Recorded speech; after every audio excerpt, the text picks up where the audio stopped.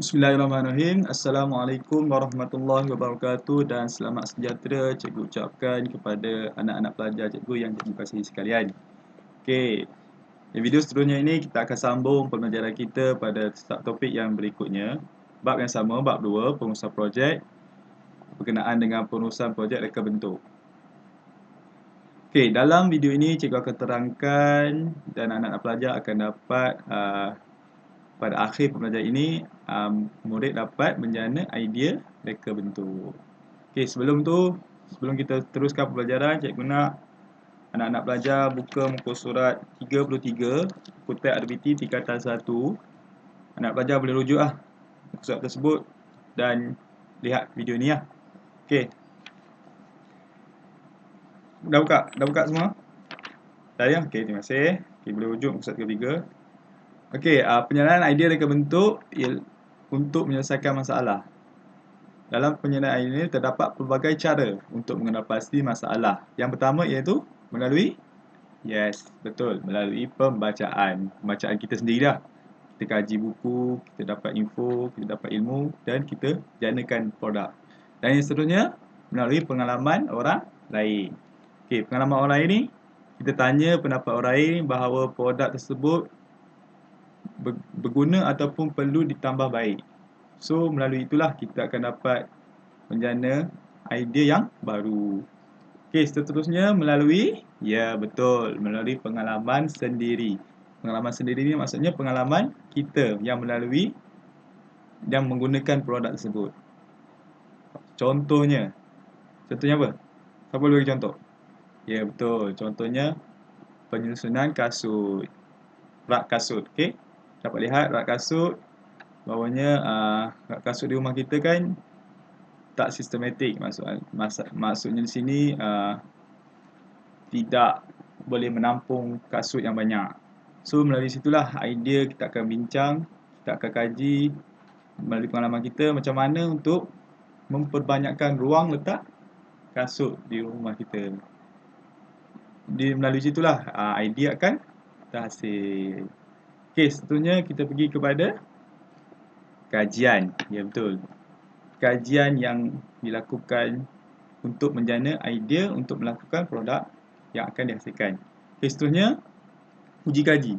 Uji kaji dia buat maksudnya sebelum produk yang betul dihasilkan, dia akan hasilkan uji kaji terhadap produk tersebut.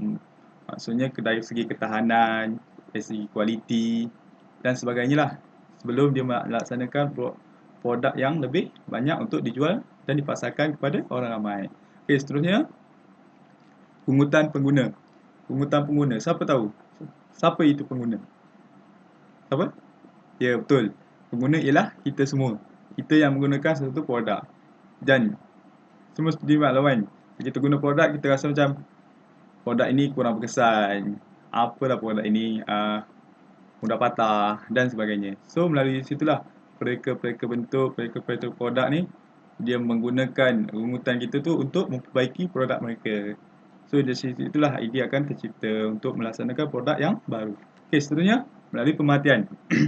Pemerhatian kita dapat lihat pereka-pereka produk ataupun penghasil produk ni akan memerhati apa yang keperluan ataupun produk yang diperlukan oleh masyarakat masa kini. So melalui situlah idea akan terhasil. Okey, seterusnya kita pergi kepada idea reka bentuk produk dapat dijana melalui langkah seperti berikut. Langkah yang pertama ialah meniru apa yang terdapat di persekitaran dan menukarkannya ke dalam bentuk produk.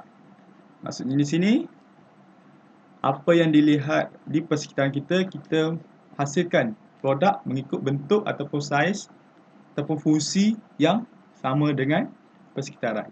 Contohnya apa? Kapal terbang. Okey, cikgu bagi di sini contohnya kapal terbang. Kapal terbang, apa awak rasa apa yang dilihat di persekitaran dan ditiru dengan menghasilkan kapal terbang? Apa dia? Ya, betul. Burung. Okey, burung dia boleh terbang kan?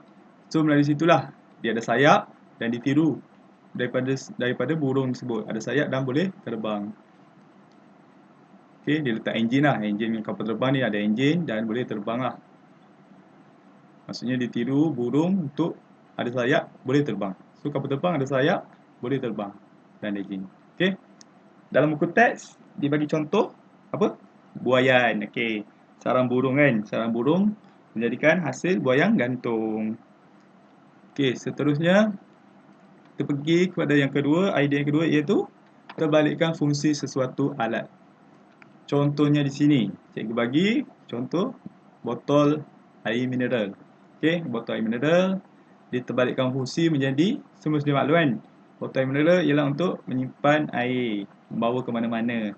So, diterbalikkan fungsi dia menjadikan ni, dijadikan contoh yang cikgu bagi, dia jadikan tempat penyimpanan peralatan.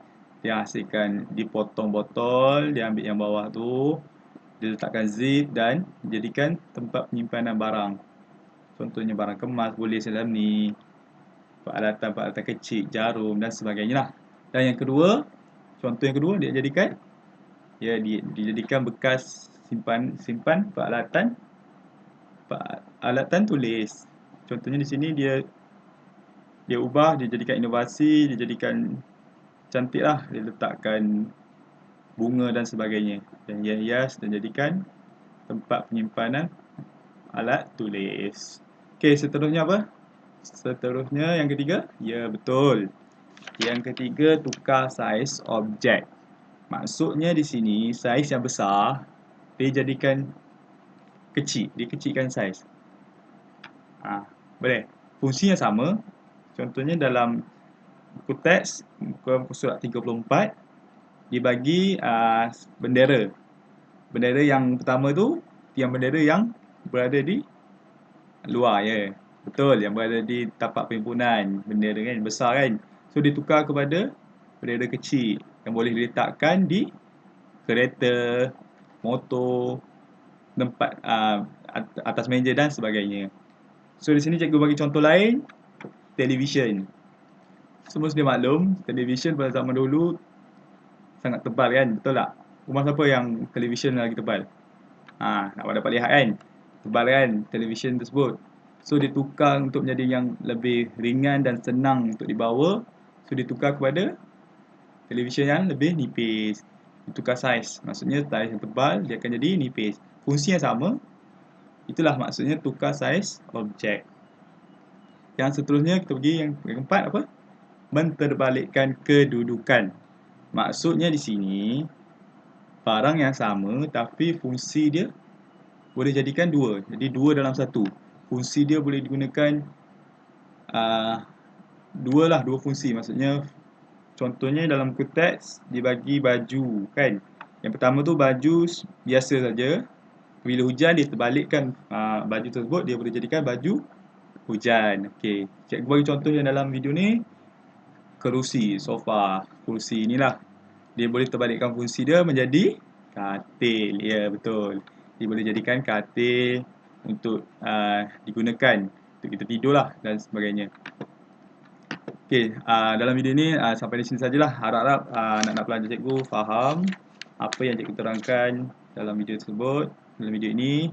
Harap semua masih bersemangat lah untuk belajar walaupun kita berada dalam rumah sewaktu tempoh kawalan pergerakan. Okey, sampai di sini saja. Sekian, terima kasih. Assalamualaikum warahmatullahi wabarakatuh dan jumpa lagi. Bye.